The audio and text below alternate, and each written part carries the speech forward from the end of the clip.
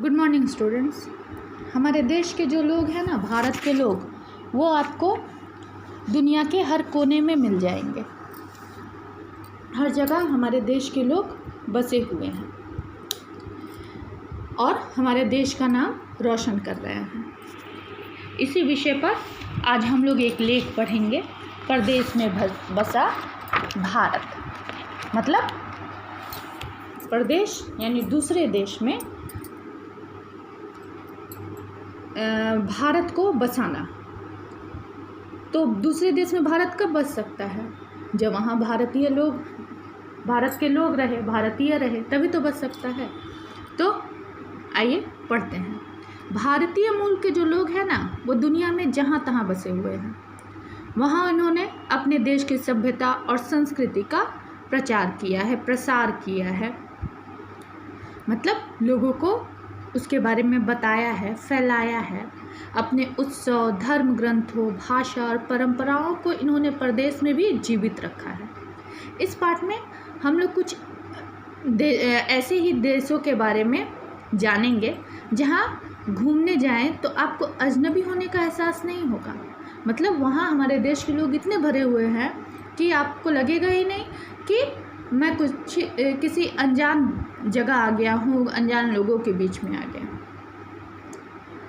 परदेश में जाकर एक नई दुनिया देखने का रोमांच किसे नहीं होता है? मतलब कौन नहीं चाहता है कि हम परदेश में जाएं और दूसरे लोगों को देखें, दूसरे देश को देखें। हाँ, यह बात अलग है कि अपने देश जैसा खान पान और सुविधा होने पर भी भाषा, जलवायु और सांस्कृतिक ताने बाने में विविधता के कारण विदेश की धरती से भावनात्मक जुड़ाव और अपनापन महसूस नहीं होता है। ऐसा है कि अपने देश जैसा खान पान और सुविधा वहाँ है दूसरे देश में, फिर भी वहाँ की भाषा, जलवायु और सांस्कृतिक ताने बाने में अलग विविधता, माने एक अलगपन, ये सब होने के कारण वहाँ की धरती से हमारा भावनात्मक जुड़ाव, अपनापन हमें नहीं मिल पाता है। फिर भी कम से कम एक बार प्रदेश घूमने की ललक हर शख्स के मन में होती है। हर इंसान चाहता है कि एक बार प्रदेश घूम के आए। लेकिन दुनिया में कुछ ऐसे देश भी हैं जहाँ कुछ दिन घूमने के बाद आप भारतीय संस्कृति से ऐसे अभिभूत हो जाएंगे। अभिभूत मतलब भारतीय संस्कृति से ऐसे मुग्ध हो जाएंगे। कुछ ऐसे देश भी हैं जहाँ पर आप जाएंगे तो आपको वहाँ पे भारतीय संस्कृति देखने को मिलेगी बहुत अधिक। ऐसा लगेगा ही नहीं कि दूसरे देश में आए हैं। ऐसा लगेगा जैसे आप भारत में रहते हुए भी आपको वैसा महसूस नहीं होता है। वैसी संस्कृति और सभ्यता आपको वहाँ महसूस होगी। वहाँ की भाषा, खान पान के तौर तरीके, पारंपरिक भारतीय वेशभूषा और धार्मिक रीति रिवाज देखकर तो आपको ऐसा लगेगा जैसे आप भारत में ही हों। इसका श्रेय उन लोगों को जाता है जिन्होंने सागर पार जाकर भारतीय संस्कृति की जड़ें जमाई और अपने ढंग से एक अलग भारत बसाया। उन्हीं लोग को जाएगा ना जो वहाँ पर रह रहे हैं। भारतीय मूल के लोग जो वहाँ पर रह रहे हैं, उन लोगों ने वहाँ पर भारतीय संस्कृति इस तरह से बसाई हुई है कि ऐसा लगता ही नहीं कि हम लोग भारत में नहीं हैं।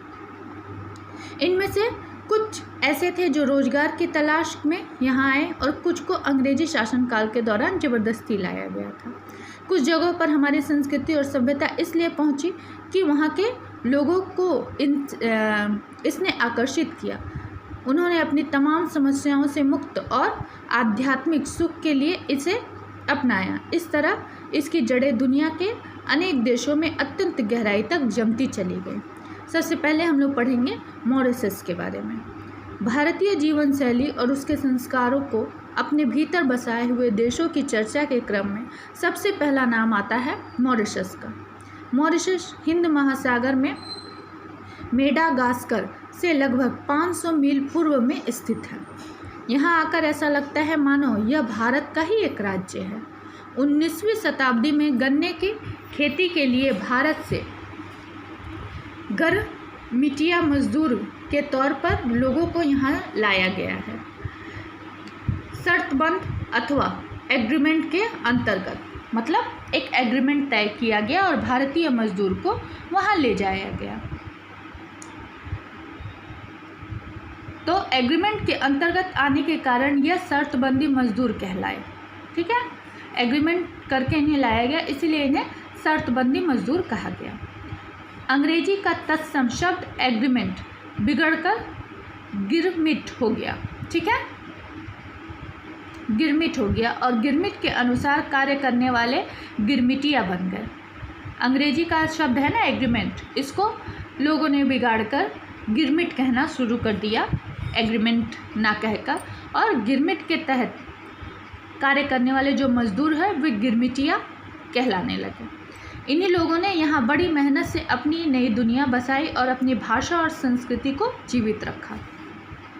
यहाँ रहने वाले भारतीय मूल के लोग अपने तीज त्योहारों के मामले में आज भी सभी परंपराओं का निर्वाह करते हैं और सब कुछ मानते हैं। दक्षिण भारतीय समुदाय के लोग यहाँ मकर संक्रांति के अवसर पर पड़ने वाले पोंगल को पूरी उत्साह के साथ मनाते हैं।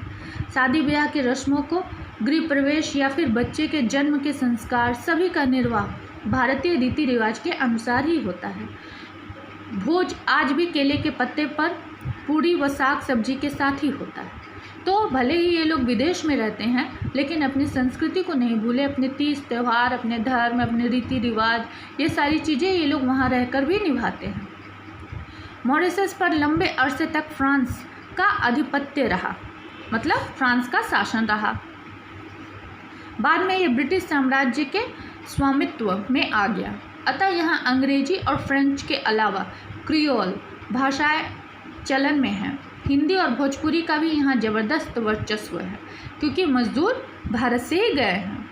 यहाँ के कुछ लोग आपको हिंदी के में जवाब भले ही ना दे सके, पर आप कहना क्या चाहते हैं यह वे खूब समझते हैं। गाँव में बिरहा और हर परोरी जैसे लोक गायन सुनने को मिलते हैं। गांव में जो बिरहा गाया जाता है और हर परोरी जैसे लोकगीत गाए जाते हैं, तो ये भी आपको वहाँ सुनने को मिलेंगे। मॉरिशस की युवा पीढ़ी के बीच हिंदी, भोजपुरी गीत और उर्दू गज़लें खूब पसंद की जाती हैं। भारत में निर्मित धार्मिक टेलीविज़न कार्यक्रम का बड़ा दर्शक वर्ग मॉरिशस में है। भारत में जो टेलीविज़न कार्यक्रम बनता है ना, धार्मिक टेलीविज़न कार्यक्रम, तो इसके बहुत भारी मात्रा में जो दर्शक होते हैं वो मॉरिशस के भी रहते हैं। मतलब भारतीय टेलीविज़न में जो कार्यक्रम दिखाया जाता है वह मॉरिशस में काफ़ी मात्रा में देखा जाता है। यहाँ के गांव, गलियों, सिनेमा घरों, दुकानों, बसों तक के नाम भारतीय हैं, जैसे नालंदा, सूर्यवंशी, बनारस, सम्राट अशोक तथा अजंता आदि। घरों की बनावट में भी भारतीय वास्तुकला का पूरा ध्यान रखा जाता है। मॉरिशस द्वीप विलुप्त हो चुके पक्षी टूडो के एकमात्र घर के रूप में भी विख्यात है।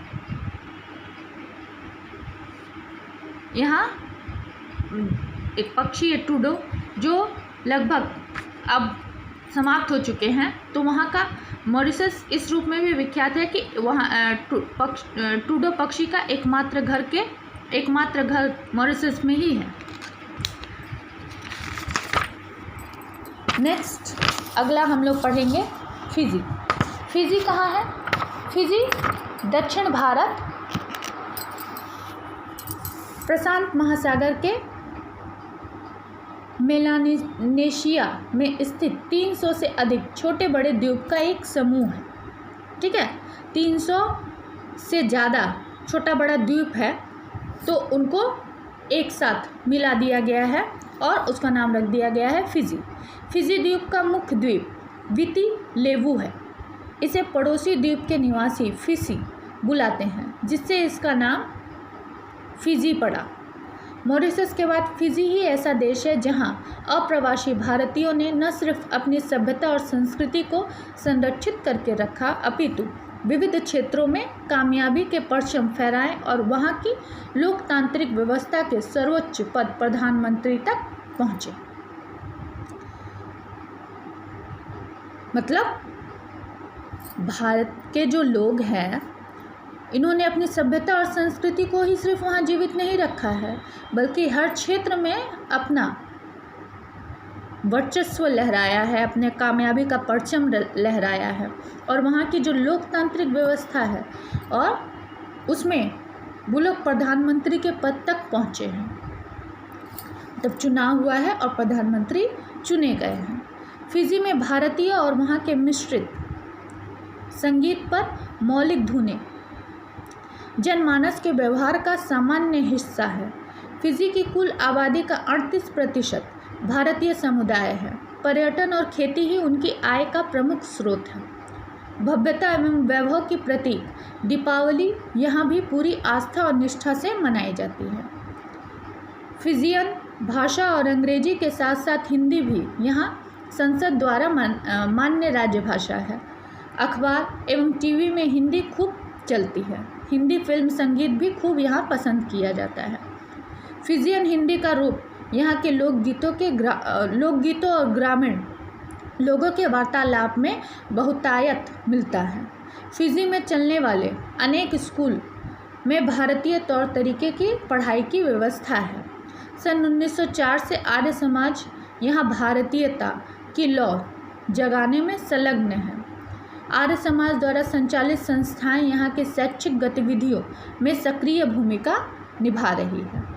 ठीक है, तो आज हम लोग 2 ऐसे देश के बारे में पढ़ें जहाँ पर भारतीय लोगों ने अपना वर्चस्व फैलाया है। इसके बाद हम लोग अगली क्लास में पढ़ेंगे।